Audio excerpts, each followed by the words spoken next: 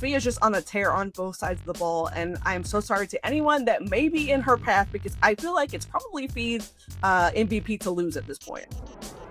Caitlin Clark's absence from the Fever was telling, and she came back to defeat the reigning champs in New York. So does this powerful return of CC just go to show that she is, in fact, one of the best players, if not the best player in the league, would you say? Yeah, I think so. I think for sure, like it adds that conversation of her being one of the best players in the league. You saw the almost night and day difference between just having her in that starting lineup. The ball is moving, shots are falling. I mean, Caitlin shot what 7 threes, and that was one of many. I think they might have had 17 that day against the Liberty. That's a lot of threes, multiple assists. Everybody just got involved. Kelsey Mitchell had 22 points. Sid Colson, 10 points off the bench. It's just a lot of injection of offense here that they sorely missed. Let's talk WNBA MVP race right now. So the end of the season is just months away. Give me your top 3 contenders for this award right now. Oof, put me on the spot. It's definitely Napheesa Collier, Minnesota Lynx. I'm going to give a shout out to Alicia Gray and out of Atlanta. And then actually that third spot is really kind of up for grabs. There's not really anyone I think who has firmly cemented themselves, but there's a couple of names. So I'd go Asia Wilson as one, even though she's probably not playing to her standard, which is like in the stratosphere. But I'd go Asia Wilson. I'd go Caitlin Clark, because she's super valuable to the Fever. And then after that, it's probably anybody's guess at that point. But for sure, it's Napheesa Collier. She's kind of been on what I like to call the Napheesa Collier revenge tour. Ever since losing in the WNBA finals, she had a fantastic season with Unrivaled. She carried that right over into the season. Fee is just on a tear on both sides of the ball, and I'm so sorry to anyone that may be in her path because I feel like it's probably Fee's MVP to lose at this point. So the Wings could have recently gotten a huge win over the Aces, but Coach Chris Coclanes didn't challenge that out-of-bound call on Dejanay, and his words in the presser were, had a challenge, I probably should have used one of them there before 3 minutes because I also had another timeout that you lose it anyway. So Meg, could you kind of help me understand this here? Was this a valid call by him and the Wings coaching staff?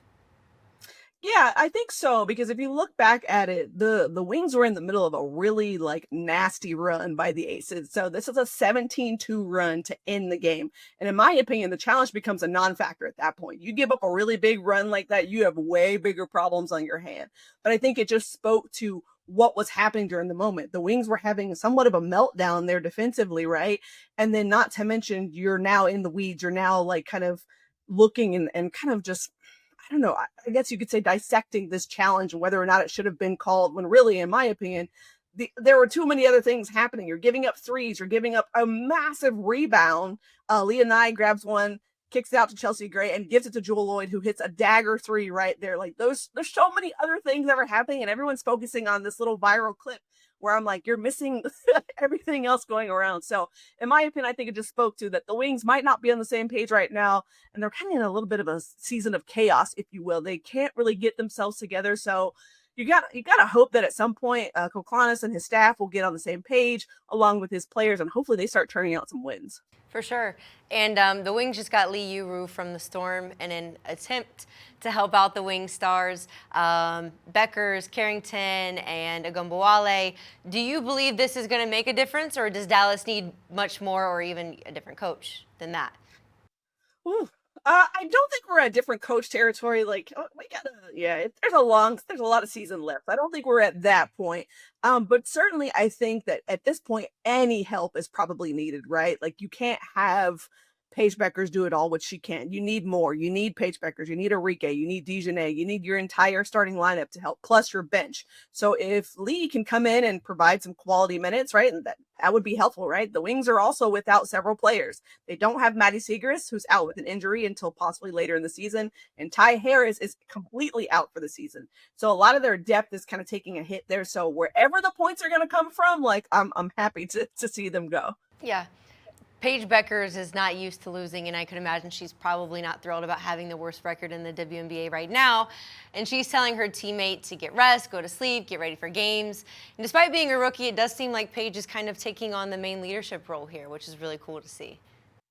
Yeah, I would agree with that. And it's funny enough that Diana Taurasi spoke about that in an interview with us. She mentioned how there's one thing that Paige may not be ready for, and it's the fact that she's losing, which I mean, she didn't lose that much in college, right? Probably under 10 games. I'm probably, giving a little too much there, but under 10 games, right? And so when you've got this situation now where you've only won one game all season, it then becomes, are we ever going to win another game, right? It's kind of hard to keep yourself away from that. So I think what Paige is probably doing is doing what she did when she was at UConn, being that vocal leader, continuing to, trust the process.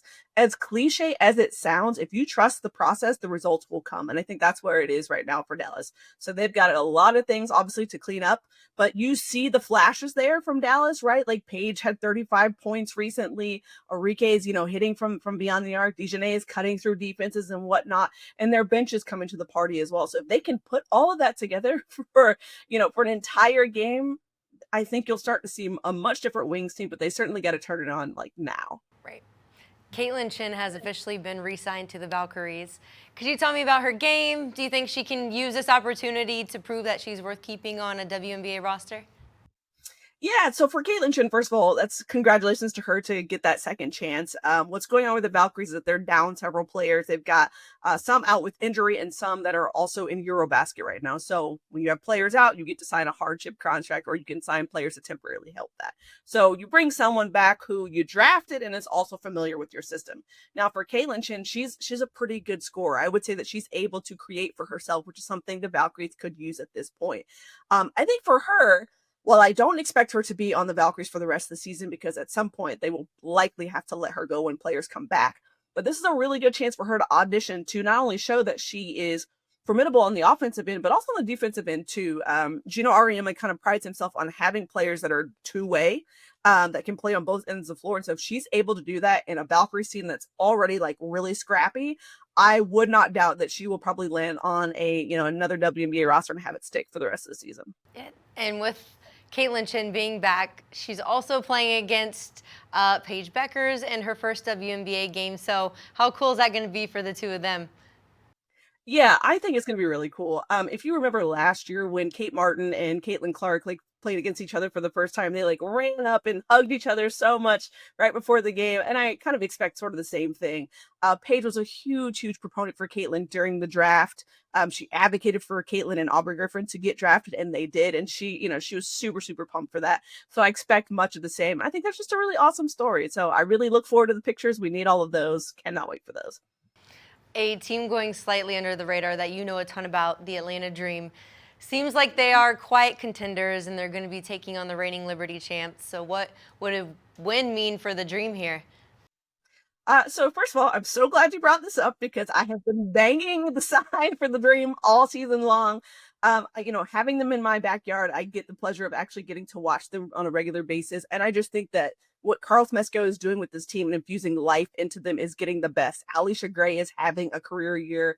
Ryan Howard has been shooting the lights out of the gym as of late, 9 3-pointers the other day against the Chicago Sky. And you've got Bree Jones, who's also having an under the radar season. As you can see, I could probably go on and on about the Dream. But what I say all that to say is, yes, they are contenders at this point, and they should be in that contenders conversation. And I think for the Dream, if they are able to pull off a win against the Liberty, what that does is says, hey, we belong, right? And it gives some legitimacy to what they're doing. And so I think for them, the biggest thing they're going to have to do is not only get the most out of their starters, but their bench has come to play as well. That's what makes the Liberty so tough to beat, is once you get past their starters, it's, oh, great. Now it's their bench, and their bench can score too. So I think if the Dream were able to keep that sort of pace, start quick, start early, because if you get down against the Liberty, like the lead's going to be 30 before you know it. And so I think for them, the biggest thing is start fast, start early, be active on both sides of the ball, and trust that your process will get you that way.